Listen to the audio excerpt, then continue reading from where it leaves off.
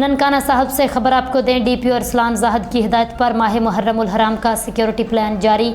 माह मुहर्रम में 427 मजालस और जुलूस मुनक्किद होंगे, जिनमें 279 मजालस और 148 जुलूस शामिल हैं।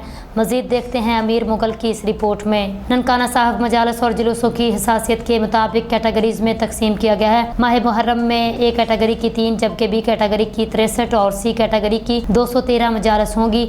माह मुहर्रम में ए कैटेगरी के 17, बी कैटेगरी के 50, जबकि सी कैटेगरी के 81 जुलूस होंगे।